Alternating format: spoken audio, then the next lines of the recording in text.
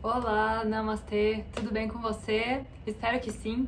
No vídeo de hoje eu vou falar um pouco sobre o corpo político. Porque que, independente da sua escolha de você querer se politizar ou não, você na verdade não tem escolha, você é um ser politizado, só por estar no mundo.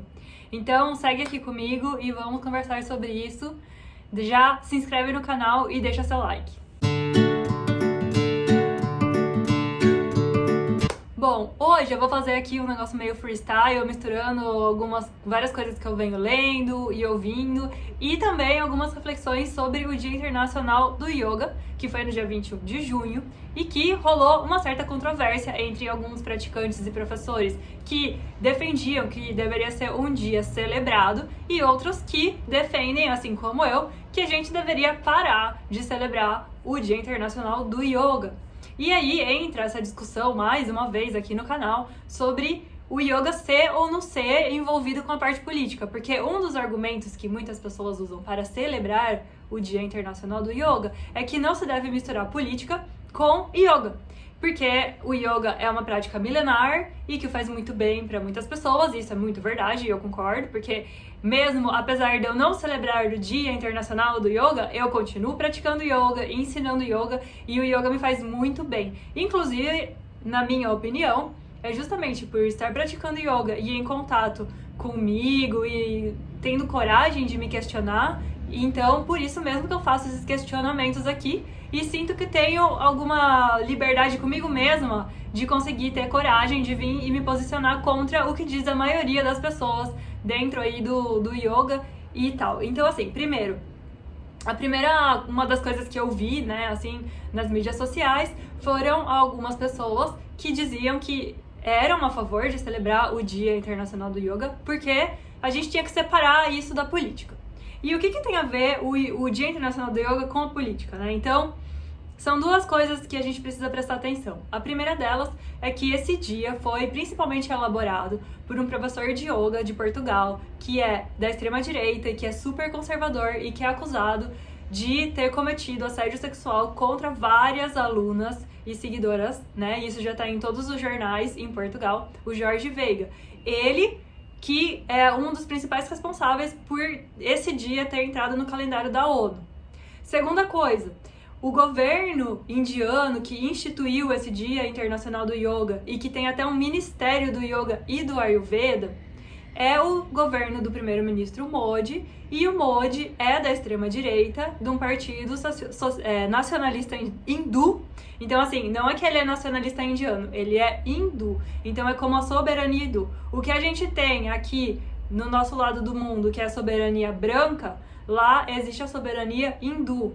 E, meio que no final das contas, você pode ver que existe uma retórica de ódio construída em relação a todos os outros grupos que não fazem parte desta sociedade ou que não corroboram e colaboram com a réplica dessa ideologia, né?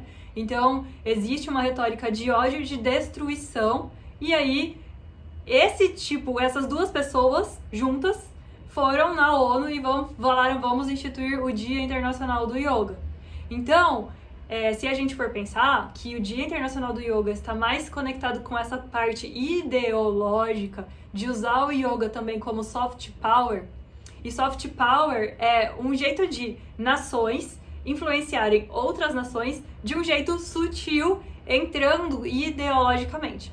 Isso acontece também, por exemplo, no caso dos Estados Unidos, que é uma superpotência, com a sua indústria cultural, com os milhões de filmes, como se uma das maiores indústrias de filmes do Ocidente é Hollywood, né? Então, grande maioria dos filmes que você vê no cinema, no mainstream e tudo, foram feitos nos Estados Unidos para poder multiplicar uma ideologia de como tem que ser a família, os amigos, as relações, o trabalho. E você vê que ali está se transbordando, né, uma forma de ver o mundo, de poder, de alguma forma, ensinar para as pessoas o que é o certo e o que é errado, segundo essa forma de ver o mundo, né? E aí, isso também é um tipo de soft power. Você acaba dominando e as pessoas acabam concordando com aquela ideologia, com aquela nação que coloca ela pro mundo de uma forma tranquila, aceitando. Não precisa fazer uma guerra pra você poder chegar e dominar as pessoas, né? Então, o yoga acabou, infelizmente, sendo usado como também uma forma de soft power em cima de outras culturas, tipo os muçulmanos, que lá na Índia tem um problema super grande em relação a isso. E aí, é importante a gente pensar, tipo assim, se eu tô suportando o Dia Internacional do Yoga, então, de alguma forma, eu estou também sustentando esse tipo de dominação, de ideologia e esse tipo de política que é feito da extrema-direita, de partidos nacionalistas e tudo, que é tipo o que a gente também tá vendo aqui no Brasil, que é o desmonte do Estado, o desmonte das políticas públicas que estão aí sendo discutidas e criadas desde 88, o desmonte da opinião pública e tudo mais que a gente já tá vendo e eu não preciso contar pra vocês, né? Ou seja, é bom prestar atenção, porque muitas vezes, porque como é soft power, a gente acaba apoiando uma forma de fazer política sem saber, ou às vezes sem querer saber, porque a gente acha que não tem nada a ver, e justamente uma das formas da gente ser dominado e acabar sendo, de uma certa forma, também um povo colonizado, é da gente não se ligar disso. Da gente não se ligar o quanto que a gente acaba entrando porque a gente não quer saber, a gente não quer pensar em política, porque a gente acha que tudo que a gente faz não tem nada a ver com política. E aí eu vou falar aqui uma coisa pra vocês que talvez seja chato de ouvir, mas é a realidade, né? Eu vou falar aqui um pouco do que eu tô estudando de novo. Sempre vou misturar aqui psicanálise, psicologia, um monte de coisa, né? Então você já sabe. Então, o que isso tem a ver com o yoga, né? Porque o que a gente faz principalmente hoje em dia no yoga é o trabalho corporal, essa parte dos asanas, né? Então, aqui no Ocidente, o que se conhece como yoga é o trabalho dos asanas. Querendo você ou não, falando que isso é errado ou não, é a maioria e ponto final. E aí eu também já ouvi, assim, na verdade, muito tempo atrás, algumas pessoas falando assim, vai lá e só faz o seu yoga e deixa essa discussão de lado, tipo assim, cala a boca, para de falar disso, eu só quero ir lá e fazer meus asanas. Porém, você está viajando um pouco em relação a isso. Por quê? O desenvolvimento emocional, segundo o Winnicott e, na verdade, segundo a psicanálise, né? O desenvolvimento emocional de todos os seres humanos está completamente interligado com o desenvolvimento corporal. O que eu quero falar aqui pra você? O que você pensa sobre você? Como você se vê no mundo? Como você sente o mundo? E como você elabora o que acontece com o mundo, com o seu corpo, está diretamente ligado com o que acontece com o seu corpo físico. Desde sempre. A sua noção de eu, que você tem de você, está ligado com o desenvolvimento do seu corpo desde que você nasceu. Então, existe uma coisa que é junto, que vai desenvolvendo junto. Isso é muito mais fácil de ver nas crianças, porque existe um desenvolvimento, uma mudança muito rápida e você vê facilmente a mudança, né? Tipo, de um bebê recém-nascido para uma criança de 1 ano, uma mudança gigante. Para uma criança de 2 anos, maior ainda. E a concepção que a criança tem do mundo, o jeito como ela se comunica e como ela se relaciona com os outros e consigo mesma, como ela vai também tendo cada vez mais autonomia para fazer as coisas. E aí, por causa dessa autonomia que ela tem, que principalmente é cognitiva, porque agora o cérebro dela tá pronto para fazer aquilo. E também física, porque agora ela tem mais coordenação motora fina, por exemplo, que no começo não tem, e mais coordenação para poder caminhar, o próprio desenvolvimento dos ossos, das articulações, o tamanho da cabeça que vai diminuindo com o tempo, então aí propicia, né, que a criança possa caminhar, pegar coisas, devolver, comer sozinha, e também envolve o tirar a fralda, né? Então, assim, tudo isso é uma parte gigantesca do nosso desenvolvimento como ser humano. O seu corpo e a sua mente são, na verdade, uma coisa só. Um acompanha o outro. Então, isso é o primeiro ponto. Segundo ponto. Tudo o que a gente tem como sofrimento psíquico, entendido que todo mundo passa por algum tipo de sofrimento psíquico nessa vida, porque é normal, e isso faz parte da nossa relação com o mundo. Certo? Então, se você fica triste, se você um dia dá um chilique, se você começa a chorar e não sabe por quê, se você xinga alguém, briga no trânsito, faz uma atuação, a gente chama, né? Ou se você já entrou em depressão, ou teve crise de ansiedade, ou tem dificuldade pra dormir, ou pra comer e nananana, nem vou falar, com certeza por alguma dessas coisas você já passou. Então, se isso se chama sintoma, o sintoma é uma forma de comunicação. Então, o sintoma, ele aparece como um jeito de resolver dentro do nosso psiquismo uma tensão que existe entre o que eu quero e o que o mundo me permite que eu faça. Então, o sintoma é como que, tipo, um jeito de tentar agregar duas partes, o dentro e o fora. Então, o jeito como a gente faz no mundo, o jeito que a gente fala, tudo que a gente faz é um jeito de trocar com o mundo externo, beleza? Essa é a segunda parte do meu pensamento. Terceira parte. Se você é o que você é, também, não só por causa da sua relação com o seu corpo, mas da sua relação com o mundo, esse jeito da gente lidar com o mundo é o que vai fazer essa coisa como que o sintoma é uma comunicação, na verdade, né, pro mundo externo, daquilo que tá, de um sofrimento psíquico, de alguma coisa interna que tá acontecendo que a gente não tá conseguindo resolver ou enxergar sozinhos, exatamente. Bom, então, o que é esse mundo externo? O mundo externo, inevitavelmente, queira você ou não, goste de você ou não, envolve política, envolve decisões políticas. Se hoje você está na sua casa, você não tomou a sua vacina e você não pode viajar ainda, é uma decisão política, obviamente. Isso envolve a sua vida totalmente, certo? Ou se você já tomou as 2 doses da vacina e porque você faz parte de uma faixa etária ou de um grupo de risco e agora você se sente mais tranquilo, mas você ainda não pode sair de casa porque quase ninguém tomou vacina e você sabe que isso não é seguro, é uma decisão política, ok? Se existem países entre os quais existem relações, onde você pode viajar tranquilamente sem precisar de visto. E existem países que você precisa tirar um visto, pagar uma taxa, fazer entrevista, não sei o que, pra você poder ir. Você não pode ir pra qualquer lugar do mundo a hora que você quiser. Entendeu? Não pode. Isso é uma decisão política. Se hoje você vai se locomover, e aí, independente, você vai andar na calçada, ou você vai pegar um Uber, ou você vai pegar um táxi, ou não sei o quê. O preço da gasolina é uma decisão política mundial, mas é uma decisão política, né? Não é uma decisão astronômica, não é uma decisão, sei lá, de Deus. Não é, são pessoas da esfera política que tomam decisões e influenciam a sua vida, né? Hoje em dia a gente tá falando aqui do preço da energia elétrica também, da privatização da energia elétrica. Então existe o risco da gente ter apagões, ou existe o risco da gente aumentar o preço da nossa conta, e porque aumenta o preço da conta de energia, vai aumentar o preço de tudo que você consome, porque tudo o que você consome energia para ser produzido.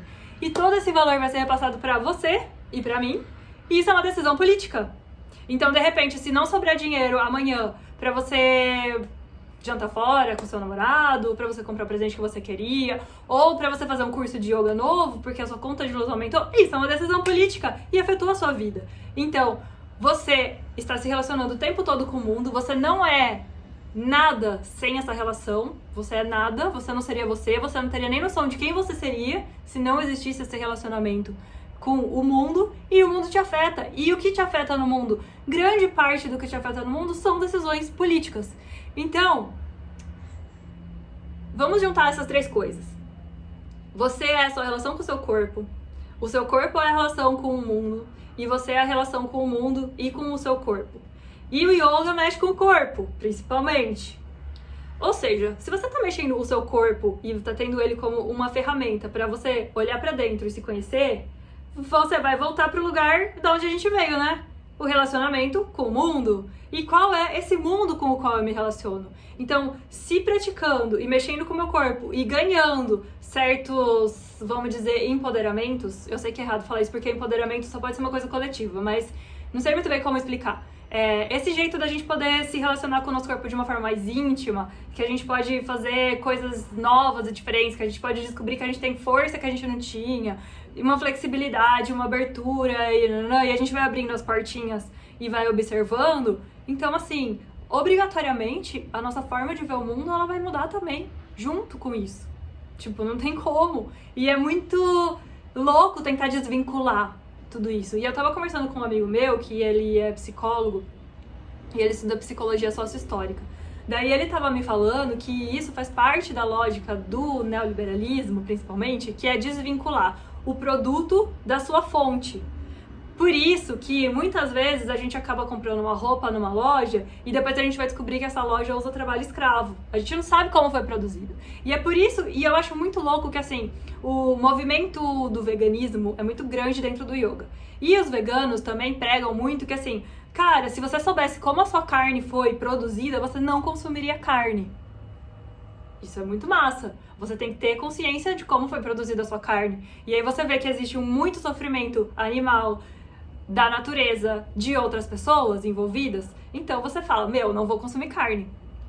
E aí você fala, então eu vou ser vegano, mas eu não vou ser vegano só porque eu não vou mais consumir produtos derivados de animais. Eu não vou consumir nenhum produto, não só alimentar, mas senão que também eu não vou comprar mais couro, né? Eu não vou favorecer indústrias que testam produtos cosméticos em animais. E aí você começa a querer se informar de onde veio aquele produto. E aí, se você faz isso, e isso é muito massa, eu acho, que é muito interessante que surja essa consciência. Se você faz isso em relação às coisas que você consome, então por que você não faz isso em relação ao Dia Internacional do Yoga? Que também é um produto que você consome, querendo ou não, né? No final das contas, o Dia Internacional do Yoga também vira produto, também vira um jeito de empresas, empreendedores ganharem mais dinheiro, venderem mais produtos relacionados ao yoga. Como se fosse um Black Friday do yoga, né? Então, aí você acha que isso não tem nada a ver com política. Que a gente deveria desvincular. Que a gente deveria ir lá só comemorar e fingir que não tem nada a ver com isso. Isso é o problema. Porque é aí que cria essa noção do neoliberalismo. E como eu falei no meu último vídeo, se você não assistiu, assiste. Essa noção do neoliberalismo causa muito sofrimento, gente. Não só desigualdade social, que é super merda. Não só desmatamento das florestas, que também é uma bosta enorme. A gente tá se matando praticamente com essa visão de mundo. De ter que produzir mais. E aí a gente tem uma visão, assim, essa visão de mundo, né? É como que você tem que consumir ilimitado e produzir ilimitado em um mundo que é limitado. Ou seja, quando que a gente vai se tocar que a gente não precisa de mais? Que a gente tá bem aqui agora, que a gente não precisa consumir cada vez mais, que a gente não precisa produzir cada vez mais. A gente pode estar bem com o que a gente tem aqui. A gente pode melhorar o que já tem, né? De alguma forma, coisas que existem, por exemplo, vamos dizer, a Eletrobras. Pode ser que essa empresa estatal não seja a melhor do mundo, ou o SUS não é o melhor sistema de saúde do mundo. Beleza, mas então vamos melhorar o SUS, para todo mundo ter acesso ao SUS e todo mundo se beneficiar do SUS, inclusive quem paga convênio. Eu poderia não pagar convênio, nem você. E aí a gente utilizaria o SUS de boa, entendeu? E aí a gente poderia ter um dinheiro sobrando para fazer outras coisas legais. Mas não, a gente sabe que o SUS não funciona bem. Em vez da gente melhorar o SUS, o que a gente faz? A gente fala, vamos privatizar a saúde do Brasil. Vamos privatizar a Eletrobras. Quem vai pagar? A gente. Então, no final das contas, o que a gente vai fazendo, que a gente vai se desvencilhando, que a gente não quer pensar naquilo, que a gente pensa que o melhor é a gente estar bem com a gente mesmo e usar o yoga como uma ferramenta de autoconhecimento, de que a gente se sinta bem e em paz, e só assim a gente pode ajudar os outros. Olha, as coisas não são... É igual... Eu acho assim, é igual quando a gente fala assim, ou é a saúde ou é a economia. Nada a ver. Entendeu? Uma coisa afeta a outra. Então, assim, você pode praticar yoga, cuidar de você, estar bem e, ao mesmo tempo, agir no mundo e tomar consciência das coisas que estão te afetando diretamente. E, de alguma forma, pode ser que você não está sendo afetado muito profundamente por ter boas condições econômicas e continuar vivendo o mesmo ritmo de vida dentro de qualquer governo que for. Mas só que, assim, eu fico muito pensando, beleza, pra você não afeta, mas assim... Quando você sai na rua e você vê pessoas que moram na rua, pessoas que estão pedindo dinheiro, pessoas em dificuldade, quando você sabe que tem uma menina que sofreu violência sexual dentro de um carro da polícia e ela ainda foi denunciada como que ela queria ter relação com o policial, aí você fala, você não fica de bode? Você não fica caraca, velho, que mundo é esse que a gente tá vivendo? E esses dias saiu numa coluna sobre os 500 mil mortos no Brasil, várias técnicas, várias coisas, assim, vários tópicos que o governo que a gente tem, né, o governo federal tá usando pra ter chegado nesses 500 mil. Mas um desses fatores é porque a gente deixou. E aí é isso. E aí fica com essa, parabéns. Até engasguei de emoção com essa paulada. A gente se vê semana que vem. Beijo.